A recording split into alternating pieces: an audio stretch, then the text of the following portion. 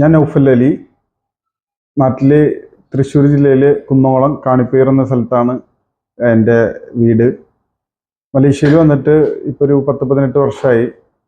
മലേഷ്യയിൽ വരുന്നേക്കാളും മുമ്പ് നമ്മളെ പഠിപ്പൊക്കെ കഴിഞ്ഞ് നാട്ടിലെ ഡിപ്ലോമ ആയിരുന്നു. ഡിപ്ലോമ കഴിഞ്ഞ് നമ്മൾ എല്ലാവരും പോലെ ജോലി എന്നൊരാഗ്രഹമായിട്ട് നമ്മൾ പോയത് ദുബായിലോട്ടാണ്.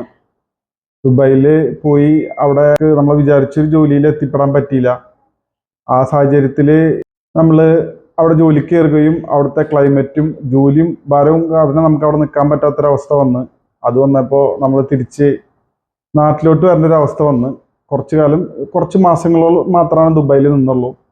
നാട്ടിൽ വന്നു. നാട്ടിൽ വന്നിട്ട് ഇനി എന്ത് ചെയ്യും എന്നറിയാതെ നിൽക്കുന്ന ടൈമിൽ എല്ലാവരും കാട്ടുന്ന പോലെ ഫ്രണ്ട്സുകളായിട്ട് കമ്പനി അടിക്കുക. നമ്മളെ ചെറുപ്പകാലഘട്ടമാണല്ലോ, ഫ്രണ്ട്സുകളായിട്ട് കമ്പനി അടിക്കുക. അങ്ങനെ പോകുന്നൊരു കാലഘട്ടത്തിൽ ഉമ്മയുടെ ആങ്ങളന്മാർ, എൻ്റെ അമ്മാവന്മാർ മലേഷ്യയിലുണ്ട്. ഒരു വർഷങ്ങളോളമായിട്ട് മലേഷ്യയിൽ ബിസിനസ് ചെയ്യുന്ന ആളുകളാണ്. അപ്പോൾ അവർ വഴി ഉമ്മ പറഞ്ഞു അവനൊന്ന് മലേഷ്യയിലോട്ട് കൊണ്ടുപോകാൻ പറഞ്ഞ് അങ്ങനെ മലേഷ്യയിൽ വന്നു. അവരെ കൂടെ അവർക്ക് സൂപ്പർ മാർക്കറ്റായിരുന്നു. അപ്പോൾ ആ സൂപ്പർ മാർക്കറ്റിൽ ആയിരുന്നു എനിക്ക് ജോലി ഉണ്ടായിരുന്നത്. സൂപ്പർ മാർക്കറ്റിൽ വന്ന ടൈമിൽ നാട്ടിൽ നിന്ന് ഫ്രണ്ട് സർക്കിളൊക്കെ ഒഴിവാക്കി നമ്മൾ വന്നപ്പോൾ ഒരു മാനസികമായിട്ടൊരു ബുദ്ധിമുട്ടുണ്ടായിരുന്നു.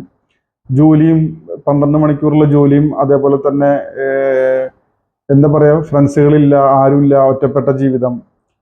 നമ്മളെ നാട്ടിലാണെങ്കിൽ ദുബായിലൊക്കെ ആണെങ്കിൽ ദുബായിലെന്ന് വെച്ച് കഴിഞ്ഞാൽ വെള്ളിയാഴ്ച ലീവ്, ശനിയാഴ്ച ലീവ്. ഇവിടെ ഒന്നുമില്ല, ഡെയിലി ജോലി. ഒരു മിണ്ടി പറയാനോ ആളില്ല. നൈറ്റിൽ 10 മണിക്ക് ജോലി കഴിഞ്ഞ് കഴിഞ്ഞാൽ നമ്മൾ റൂം ജോലി, ഇങ്ങനത്തെ ഒരു സാഹചര്യത്തിലാണ് പോയിക്കൊണ്ടിരുന്നത്.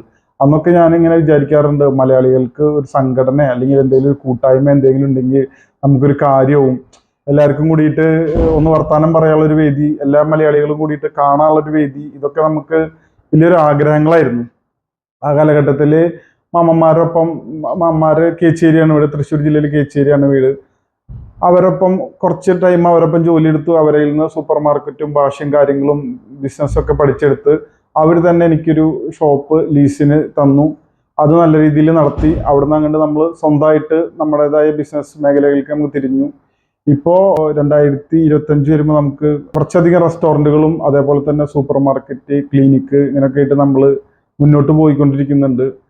ഇപ്പം നമ്മൾ ഈ രീതിയിലൊക്കെ ഈ മലേഷ്യയിൽ വന്ന് ഇങ്ങനെയൊക്കെ എത്താണ്ടായ കാരണം നമ്മളെ സത്യസന്ധതയും അതോടൊപ്പം തന്നെ നമ്മളെ ആത്മാർത്ഥത, നമ്മൾ ചെയ്യുന്ന ജോലിയോടുള്ള നമ്മളെ ആത്മാർത്ഥത, അതാണ് എനിക്ക് എല്ലാവർക്കും കൊടുക്കാനുള്ള ഒരു സന്ദേശം എന്ന് പറയുന്നത്. നമ്മൾ എവിടെ ജോലി ചെയ്യണമെങ്കിലും നമ്മൾ ആത്മാർത്ഥമായിട്ട് ജോലി ചെയ്യുക, സത്യസന്ധത നമ്മളടുത്ത് ഉണ്ടാവുക. അങ്ങനെയാണെങ്കിൽ നമ്മൾ എവിടെയും തോൽക്കില്ല, നമ്മൾ എവിടെയെങ്കിലും നമ്മൾ വിജയിക്കപ്പെടും. അതാണ് എനിക്ക് എൻ്റെ ജീവിതത്തിൽ നിന്ന് എനിക്ക് കിട്ടിയ ഒരു പാഠം. അതാണ് എനിക്ക് കിട്ടിയിട്ടുള്ളത്. നമ്മളങ്ങനെ ഇവിടെ ബിസിനസ്സായിട്ട് മുന്നോട്ട് വന്ന് അതോടൊപ്പം തന്നെ നമ്മൾ ബിസിനസ് ചെയ്യുമ്പോൾ എൻ്റെ ഒപ്പം എന്നോടൊപ്പം നിന്ന ആളുകൾ, എൻ്റെ കൂടെ ഉണ്ടായിരുന്നവർ, ഞങ്ങളിപ്പോൾ ഒരു ഗ്രൂപ്പായിട്ടാണ് പോയിക്കൊണ്ടിരിക്കുന്നത്.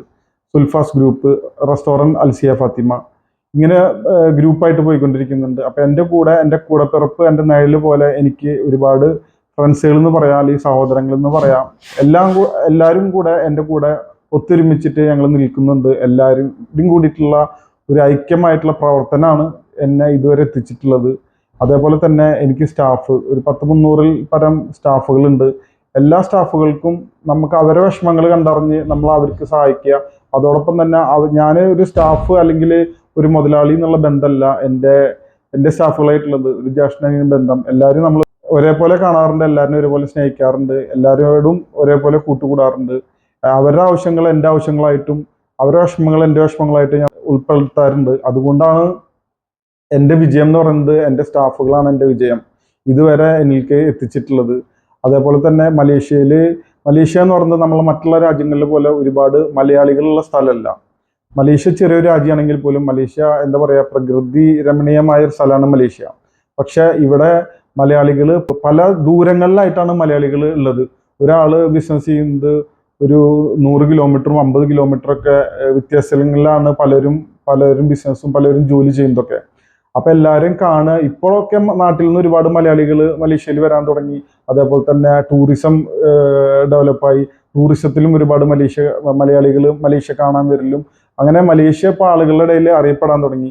അതോടൊപ്പം തന്നെ നമ്മളെ മലയാളികളെ എല്ലാവരും കൂടിയിട്ട് ഒരുമിച്ച് കൊണ്ടുപോവുക എന്നുള്ളതും, എല്ലാവരും എപ്പോഴെങ്കിലും ഒരു മാസത്തിൽ അല്ലെങ്കിൽ 6 മാസത്തിലൊരിക്കലും എല്ലാവരും ഒരുമിച്ച് കാണുക എന്നുള്ളതും വലിയൊരു ആഗ്രഹമാണ്. എല്ലാവരും കൂടി എന്തെങ്കിലും ഒരു പ്രോഗ്രാമോ എന്തെങ്കിലും ഗെറ്റ് ടുഗദർ എല്ലാവരും കാണുക, പരസ്പരം സന്തോഷങ്ങളും നമ്മളെ ദുഃഖങ്ങളും എല്ലാവരും തമ്മിൽ അങ്ങോട്ടും ഇങ്ങോട്ടും പങ്കുവെക്കുക. ഇതൊക്കെയാണ് നമ്മളെ പ്രവാസ ജീവിതത്തിൽ നമുക്ക് കിട്ടുന്ന ഏറ്റവും വലിയ അനുഭവങ്ങളും. നമുക്ക് പ്രവാസ ജീവിതമൊക്കെ അവസാനിച്ചിട്ട് പോകുമ്പോൾ നമുക്ക് ഓർമ്മിക്കാനുള്ളത് എന്താ വെച്ച് കഴിഞ്ഞാൽ നമ്മൾ മലേഷ്യയിലായിക്കോട്ടെ എവിടെ ആയിക്കോട്ടെ നമ്മൾ ജീവിച്ച ജീവിത രീതികൾ. നമ്മൾ ഒരുപാട് വർഷം നമ്മൾ മലേഷ്യയിൽ ഉണ്ടായിരുന്നു. അപ്പോൾ നമ്മൾ മലേഷ്യയിലുള്ള മലയാളികൾക്ക് വേണ്ടിയിട്ട് നമ്മൾ എന്ത് ചെയ്തു എന്ന് ചോദിക്കുമ്പോൾ എന്നെ സംബന്ധിച്ചിട്ടൊക്കെ എനിക്ക് പറയാനുള്ളത്, നമ്മൾ ഒരുപാട് മലേഷ്യയിൽ ഒരുപാട് നല്ല നല്ല മലയാളി സംഘടനകളുണ്ട്. ഒരുപാട്, ഞാൻ പേരെടുത്ത് പറയുന്നില്ല, എല്ലാ രാഷ്ട്രീയമായ സംഘടനകളുണ്ട്, അതേപോലെ തന്നെ കലാ സാംസ്കാരിക സംഘടനകളുണ്ട്. എല്ലാവരും എല്ലാവരുടേതായ നല്ല പ്രവർത്തനങ്ങളായിട്ട് മലേഷ്യയിൽ മുന്നോട്ട് പോകുന്നുണ്ട്. എല്ലാവരും അങ്ങോട്ടും ഇങ്ങോട്ടും സഹകരിച്ചിട്ട്. അതേപോലെ തന്നെ ഞങ്ങളെല്ലാവരും കൂടിയിട്ട് ഞങ്ങൾക്കും ഒരു കൂട്ടായ്മ ഉണ്ട്. ആ കൂട്ടായ്മ ഞങ്ങൾ ഈ ഭാഗത്തു നിന്നല്ല, മലേഷ്യയിലെ ഒരു മലയാളികൾക്ക് എന്തെങ്കിലും പ്രശ്നങ്ങൾ ഉണ്ടാകുമ്പോൾ നമുക്ക് അറിയുന്ന ആളുകളാണെങ്കിൽ ഞങ്ങളെ കൊണ്ട് കഴിയുന്ന ഞങ്ങൾ പരസ്പര സഹായങ്ങൾ ഞങ്ങൾക്ക് എല്ലാവർക്കും ചെയ്യാറുണ്ട്. ഇങ്ങനെയൊക്കെ ആയിട്ട് മലേഷ്യയിൽ നല്ല രീതിയിൽ മുന്നോട്ട് പോയിക്കൊണ്ടിരിക്കുന്ന ഒരു സാഹചര്യത്തിലാണ് ഇപ്പോൾ ഉള്ളത്. ഇനിയും സംഘടന വലുതാക്കണമെന്നും അതേപോലെ തന്നെ എല്ലാ മലയാളികളും ഒരുമിച്ച് കൂട്ടി യോജിപ്പിക്കണമെന്നും ഒരു ആഗ്രഹമുണ്ട്. അതിനു വേണ്ടിയിട്ട് പ്രവർത്തിക്കുന്നുണ്ട്.